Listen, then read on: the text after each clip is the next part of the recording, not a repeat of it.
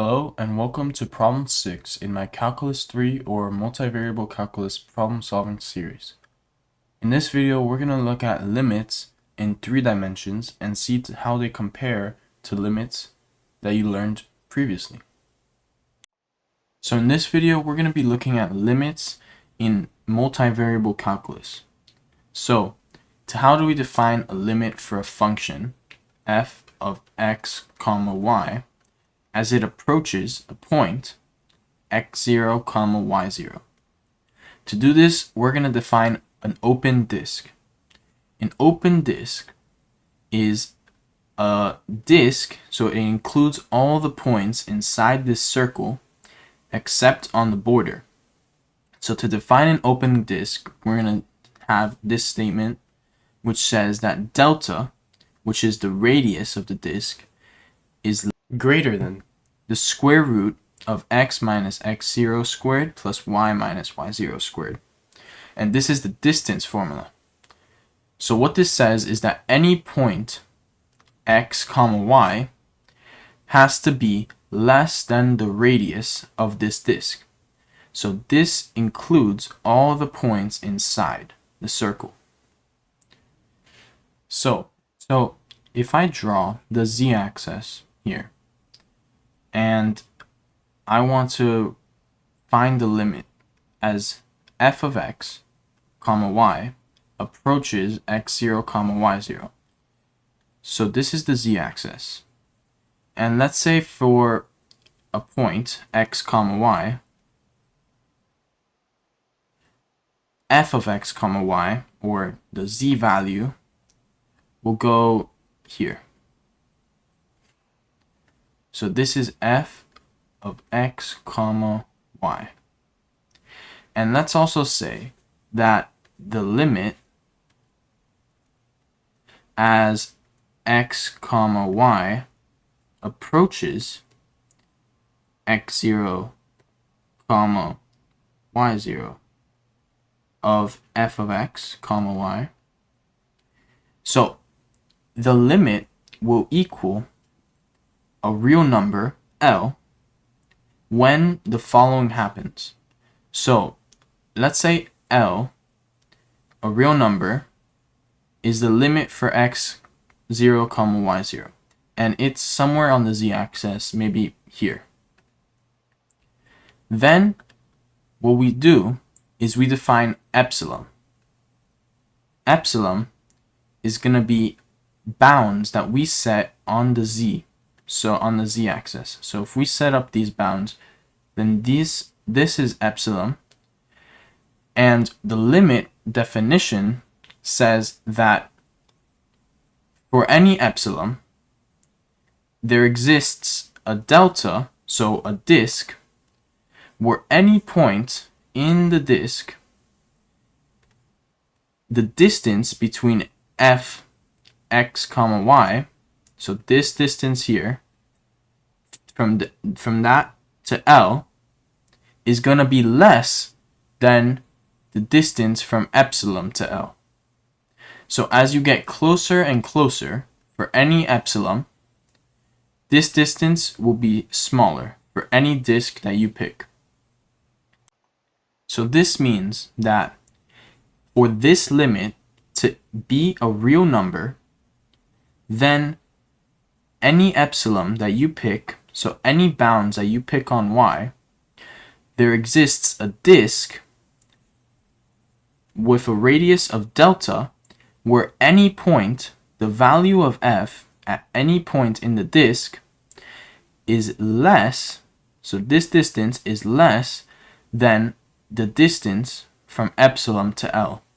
So in writing, that would mean that for every epsilon that's greater than 0, exists a delta such that the absolute value of f of x comma y minus L, which is the distance, is less than epsilon, where epsilon is like the radius of these bounds. So the distance from here to the end of this bound is epsilon.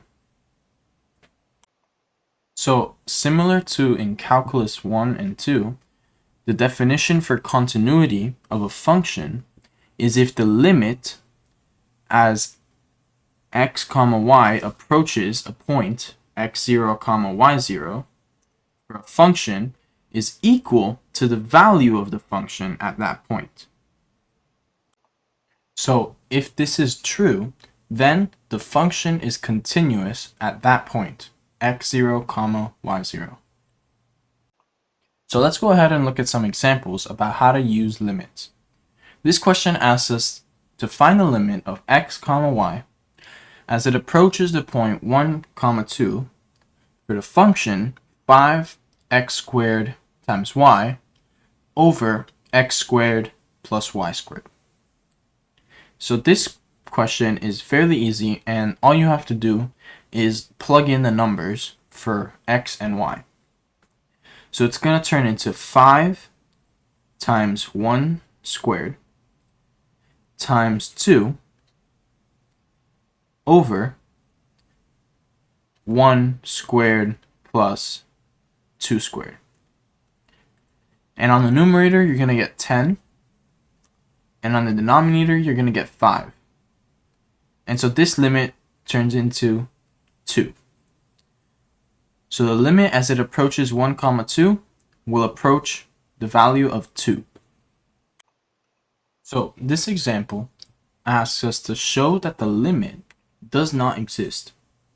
So the limit of x comma y as they approach 0 comma 0 of the function x squared minus y squared over x squared plus y squared squared.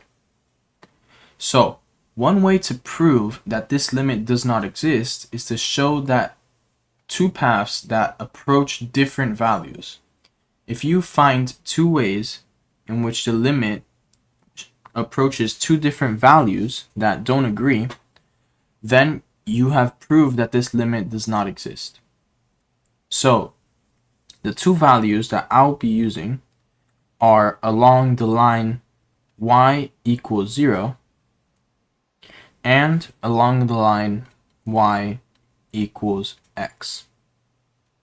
So to calculate the limit, all you have to do is just replace y with 0 in the function.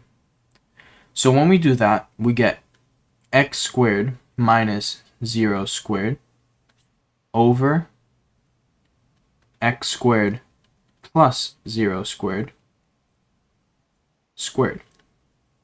And this is going to equal x to the power of 4 over x to the power of 4, or just 1. When I go along the line y equals x, the limit will turn into x squared minus x squared over x squared plus x squared squared.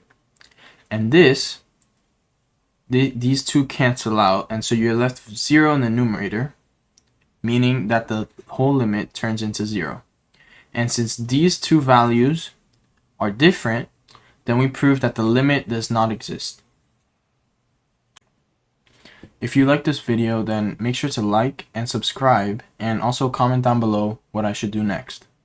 Thanks for watching, and I'll see you in the next video.